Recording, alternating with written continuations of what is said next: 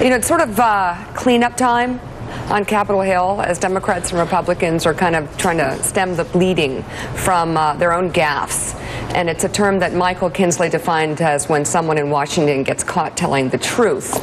This Obamacare story, which I saw yesterday, and I'm surprised it didn't emerge, but today it definitely is, because the most serious of gaffes came from MIT professor Jonathan Gruber, a man described by many as the architect of Obamacare.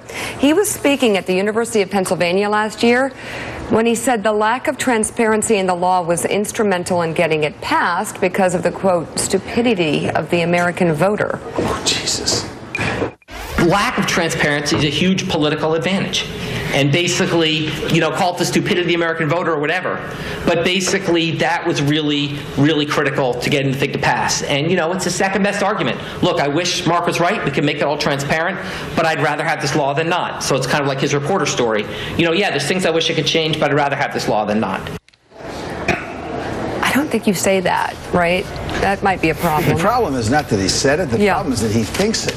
Right. I'm serious. It's the core Kinsley problem with the damn law is it was put together by a bunch of elitists who don't really fundamentally understand the American people. That's what the problem is. Yeah. Well, yesterday, so now we're covering it. The professor apologized. Take a look.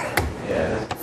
The comment and the video were made at an academic conference. I was speaking off the cuff, and I basically spoke inappropriately, and I regret having made those comments. Public policy that involves spending is typically less politically palatable than policy that involves doing things through the tax code.